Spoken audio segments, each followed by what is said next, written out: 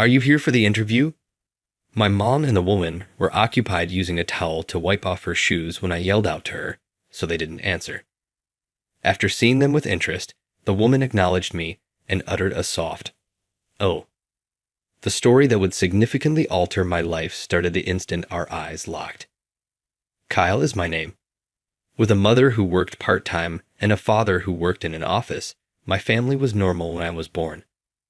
My dad was always happy and lively like a child himself, spending time with me playing catch or running around whenever he had an early day or was off. That's why I adored him. Around the time I joined middle school, however, things with my dad began to shift. My mother was usually the one who dealt with me throughout those years when I felt like rebelling against my parents. Thus, my father was never present.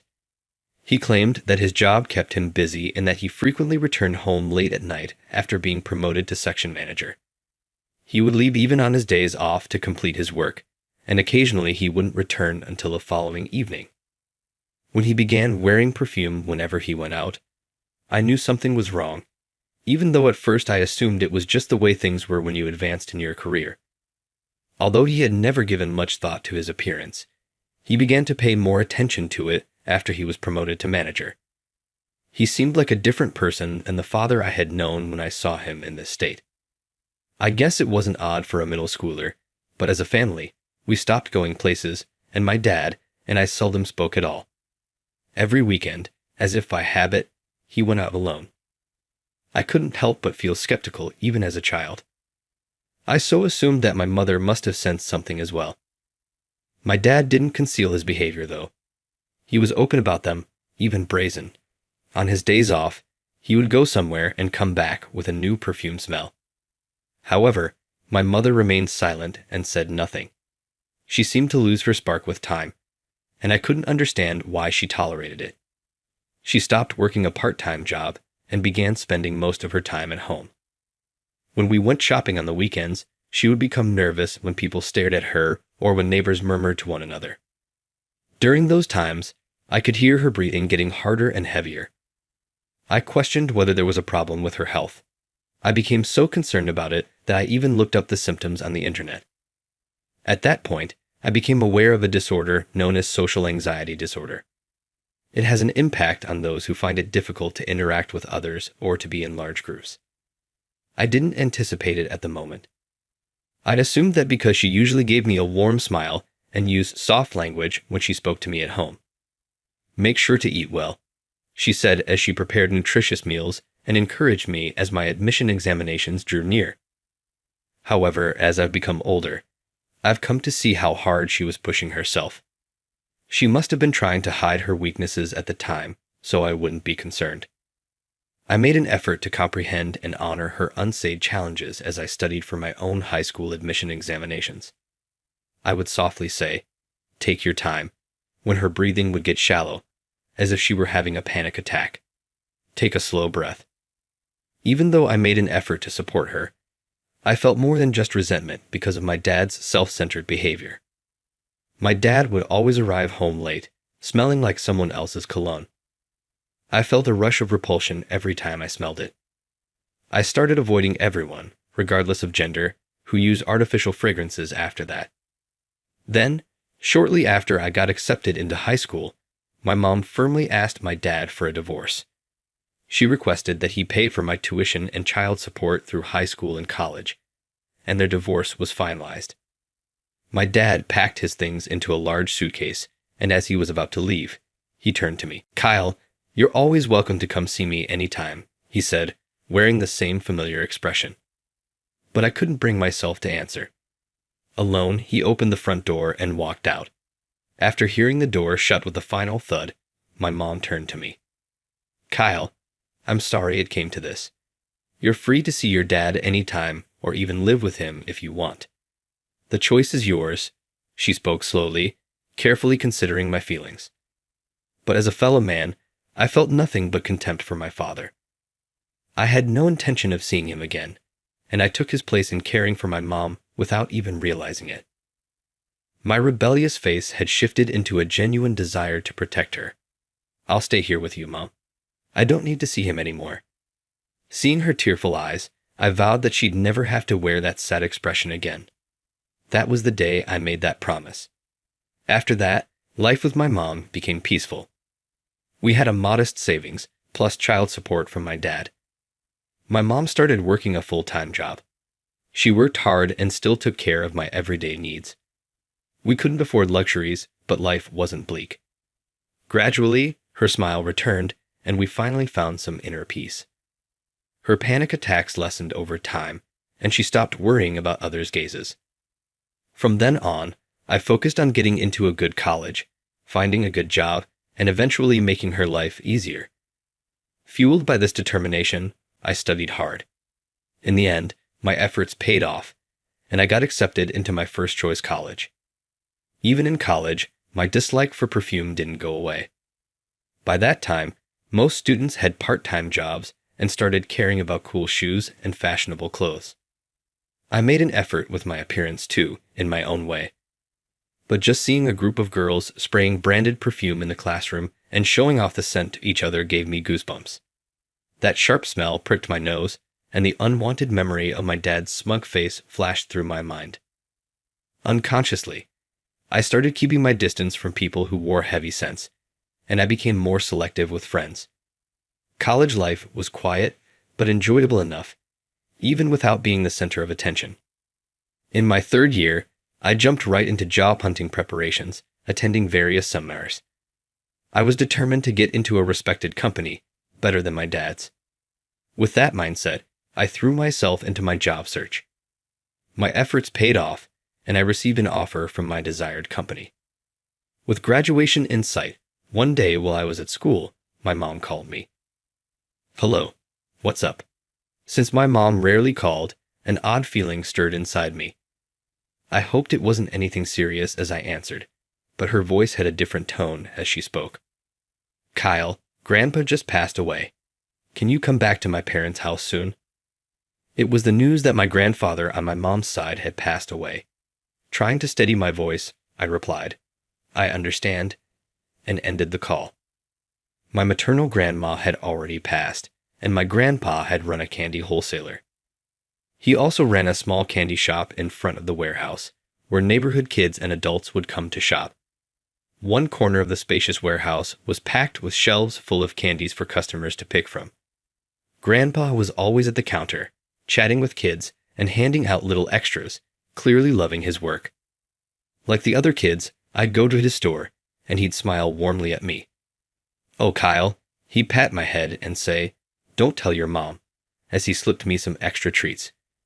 Grandpa was such a wonderful person, always laughing with the kids and meeting them at eye level. Once I got to middle school, I started buying fast food and snacks from convenience stores more often, so I rarely went to Grandpa's candy shop. Hearing of his passing, a wave of sadness and loneliness washed over me. I'd been busy with job hunting, part-time work, and spending time with friends, so I hardly ever saw him anymore. As I headed back to my hometown, I kept thinking about how we tend to lose the people we love most so suddenly. Though it had been a long time since I'd last seen Grandpa, I never imagined our reunion would come in such a way.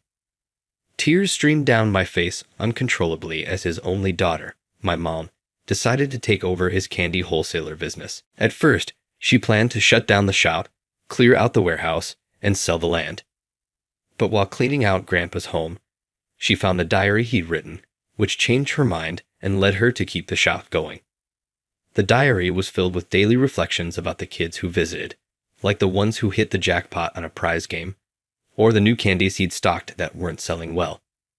Everyday moments, conversations with customers, each entry painted a picture of his days. Finding the diary must have stirred something in my mom. My grandfather had protected this candy wholesale shop for years, and now it was her turn to carry on. After learning about my mother's hopes, I decided to turn down the job offer I had secured and chose to help her keep the shop running. "Kyle, why did you decline the job offer you'd already accepted?" Mom asked with a look of concern. I just realized it wasn't what I really wanted to do. Plus, seeing how much Grandpa loved this candy shop made me want to try it for myself. She didn't fully agree with my decision right away. However, I had already turned down my job offer. On top of that, I'd be graduating from college soon, and not wanting me to drift aimlessly, she reluctantly agreed to let me work at the candy wholesale shop. So, I began work as the second-generation president of our small candy wholesale business. Just because I became the company president doesn't mean I could handle the work right away. I didn't even have experience as a working adult. Only 2 older men remained from the previous staff, handling warehouse tasks. So, besides managing the store, I took on customer service, negotiations, and sales. We managed to hold on after Grandpa's passing, and for a time, there was a surge in interest among younger people in old-fashioned candy shops, bringing a steady stream of customers. But once a large supermarket opened nearby, foot traffic dropped sharply, and we realized that retail sales alone couldn't sustain the business. So we switched to focusing exclusively on wholesaling. I've now been in charge for 4 years, and while we've managed so far, our 2 warehouse workers recently left due to health issues, one with back pain and the other in poor overall health. It would probably help to hire someone new, but who would apply for a place like this? Besides, the company doesn't have enough funds to spare for additional wages. I resolved to handle as much as possible with just Mom and myself. Each day, we worked long hours sorting stock in the warehouse, then tackling administrative work late into the night. I had been pushing forward desperately, but it must have been incredibly hard on my mom. One day, she collapsed while working in the storage room. I heard a loud crash as a cardboard box fell, and I ran over to check on her. Mom. There she was, collapsed on the floor. Panicking, I quickly called an ambulance. At the hospital, the diagnosis was exhaustion from overwork. Dr. Nolan diagnosed her with exhaustion and urged that she take some time to rest. I was going to protect my mom, and with that resolve, I decided to help her run the candy shop together. But I never thought I'd end up causing her pain.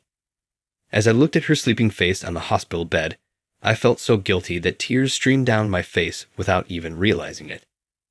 They told me she'd need to stay in the hospital for 2 or 3 days.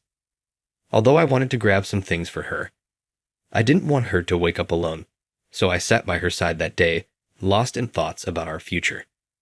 We needed help, so I would post a job ad. Even just one extra person would ease Mom's workload. While thinking about this, I drifted off to sleep. The next morning, I awoke to the sound of my mom calling my name. Kyle. She spoke in a faint, strained voice. Oh, Mom, you're awake. I'm so relieved. How are you feeling? Mom looked around, puzzled, and asked, Why am I here? Where is this? It's a hospital. You collapsed yesterday, and they brought you here by ambulance, I explained. She started to sit up. Oh, I'm sorry to trouble you. I'd better hurry home and get everything ready. I held her back gently but firmly. Mom, don't worry about the deliveries. I'll take care of them. Dr. Nolan said you need rest. You'll be here for 2 or 3 days. I'll head home now and bring you whatever you need. Upon hearing this, she suddenly began to cry. I'm sorry. I'm so sorry, she murmured over and over. Why are you apologizing, Mom? You just pushed yourself a little too hard. Now let's focus on resting and getting you well again. I reassured her, comforting her as she wept. After heading home to gather her belongings, I went back to work. I had to prepare the orders due that day and get them ready for the delivery service. Working tirelessly, I managed to get everything done on my own. The next 2 days were so hectic that I barely remembered them. I was working nonstop. Managing to handle everything on my own made me feel even more strongly that I needed to step up and lead as president. When Mom was discharged, I told her I decided to put out a job ad. We were looking for a part-time accountant. The wages aren't particularly high. It's been a week since the job posting went up, and not a single person has applied. Nothing today either. Doing everything by myself left me exhausted, and I found myself grumbling alone in the storage room. All that came out were sighs. But 3 days later, the phone finally rang with an application. Today was the interview. I knew it was a lot to put on one person, but I couldn't help feeling hopeful about this chance. That's what I had been thinking when it was a woman just a year younger than me. I hoped she would be someone simple, not flashy, and without any perfume. As the interview time approached, I heard Mom's loud voice from the front entrance, which used to be the storefront. "Oh my, what should I do?" My mom said, clearly thrilled that someone had applied. She'd been eagerly cleaning the windows since morning. "We don't want to give a messy impression," she said, filling a bucket with water. As I worked in the office, Mom returned with a worried look, grabbed a towel, and hurried back to the entrance. "What's going on?" Even though I called out to her, my mom was in such a hurry that she didn't seem to hear me. Curious about what was happening, I followed her to the entrance, where I saw a woman in a suit standing there with a stunned expression on her face. "Are you here for the interview?" I called out to her, but my mom and the woman were busy wiping the shoes with towels and didn't respond. Puzzled, I watched as the woman noticed me and let out a small "oh." Mom looked up, noticing I was standing behind her. "Oh, Kyle, this is the person here for the interview. But I accidentally spilled a bucket of water all over her shoes," Mom explained, and I looked over at the woman. "Oh, I'm so sorry. I apologize." The woman, who seemed serious and professional, bowed her head apologetically. "No, it's my fault for leaving the bucket here." My mom apologized to the woman, looking genuinely sorry. Seeing her, I apologized as well. "I'm truly sorry." I took a step closer to the woman, who then looked up and met my gaze. As she held my gaze, she looked over at my mother and began shifting her eyes between us, her breathing growing progressively more shallow and rapid, almost as if she were hyperventilating. "Ah, are you okay? Is something wrong?" Unsure of how to handle the situation, I gestured for her to sit on the bench by the entrance. "Are you all right? Should I get you some water?" My mother, worried about the woman as well, glanced nervously at the stained water splashes on her suit, hoping they wouldn't leave marks. I'm okay." She tried to speak, but the words were barely escaping her labored breathing. "Take it easy. Just breathe slowly. Inhale, exhale," I instructed. Following my instructions, she began to take slow, deep breaths. After a moment, she seemed to regain her composure. "I'm sorry. I don't know what to do." She lowered her gaze and fell silent. I tilted my head, puzzled by her reaction, but a thought crossed my mind. She reminded me of my mother years ago. Feeling a connection, I decided to speak to her gently. "You're here for the interview, right?" At my question, she silently pulled her resume from her bag and handed it to me. "Let's head to the office. It's more comfortable in there." When I said that, the woman followed me in silence.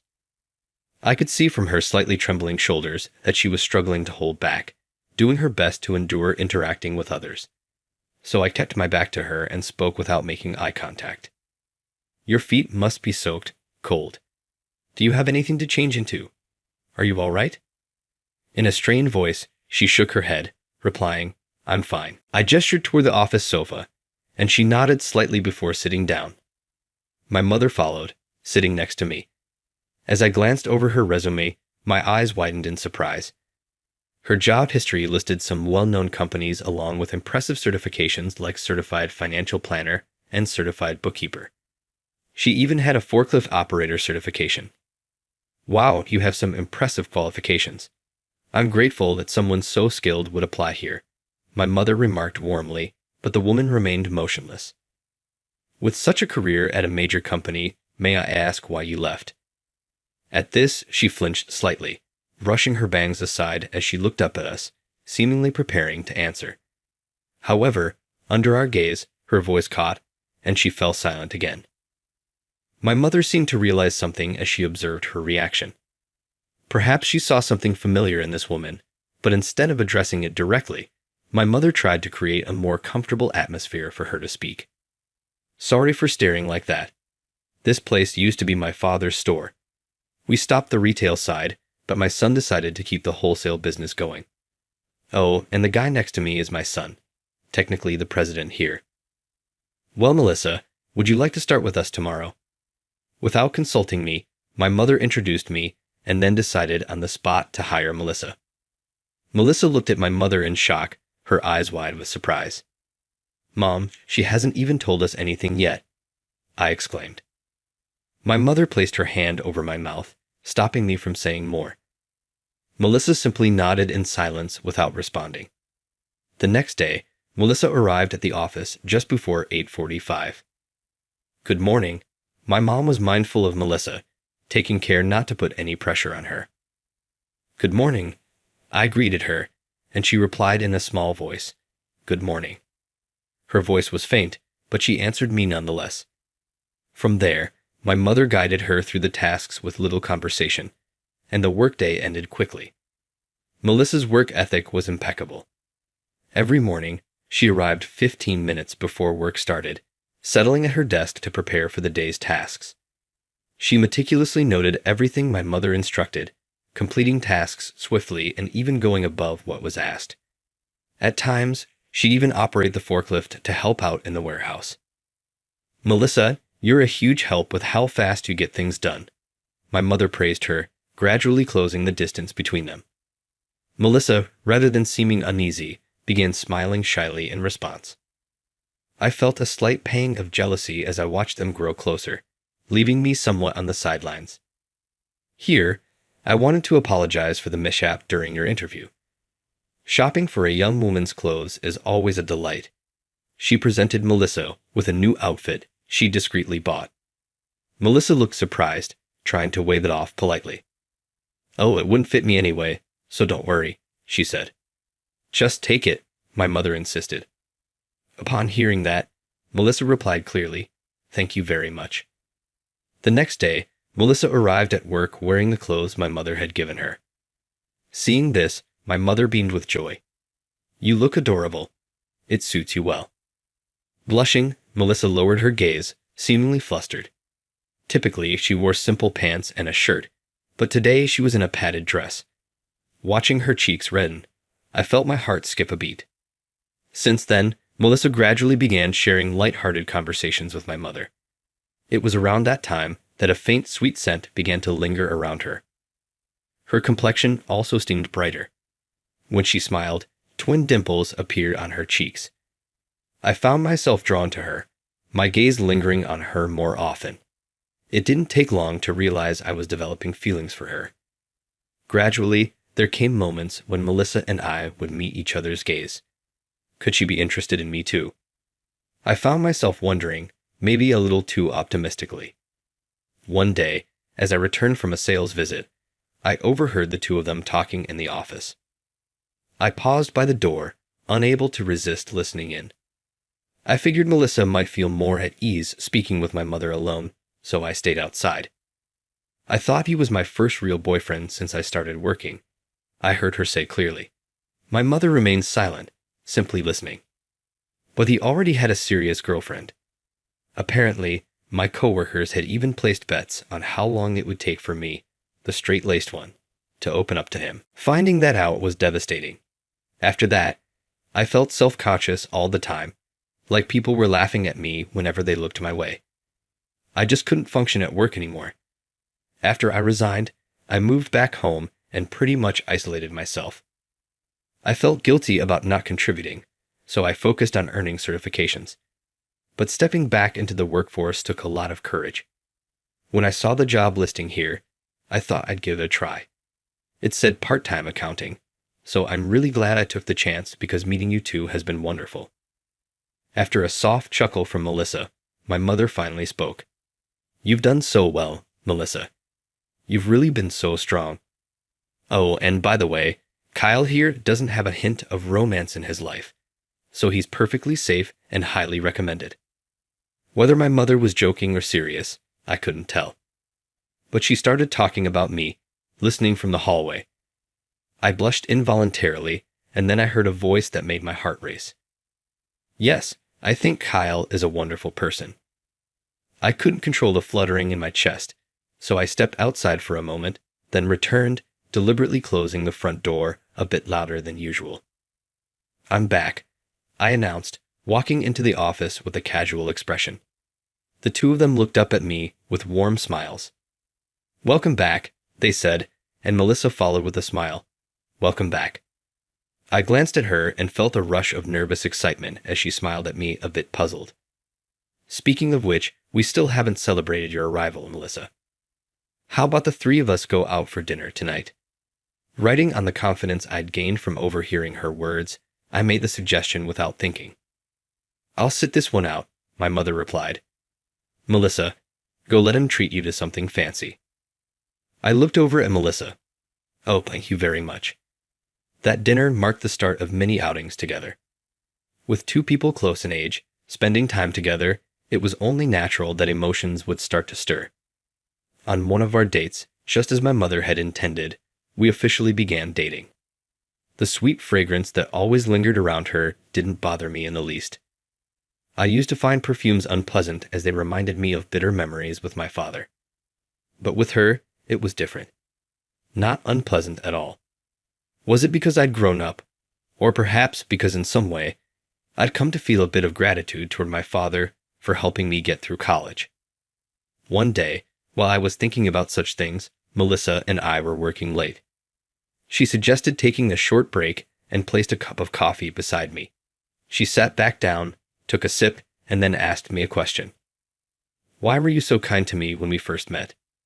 Surprised by the sudden question about that day, I answered plainly. Someone close to me experienced something similar. You reminded me of them, and I thought maybe you were going through something hard too.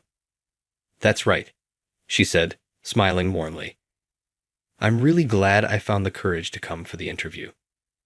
Encouraged by her question, I decided to ask one that had been on my mind. I've been wondering, what's the perfume you're wearing? Melissa answered my question like this. It's lavender scented. Kyle, your mom gave it to me as a gift. Something about it having a good effect on the autonomic nervous system or something like that. She said with a bit of an embarrassed laugh at her hazy memory. Then she continued, but you know, when I smell it, I feel so calm.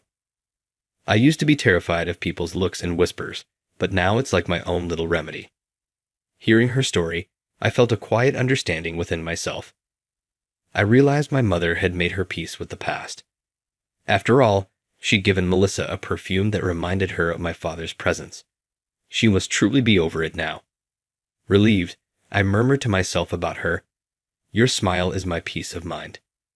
It was far too embarrassing to say that to her face, so instead, I simply said, thank you. Melissa looked at me with a curious expression, not quite understanding what I meant. No, it's me who should be thanking you. Because of you and your mom, I'm here working and able to meet you. So I'm really, really grateful. She spoke clearly, as if to say that her gratitude was no less than mine.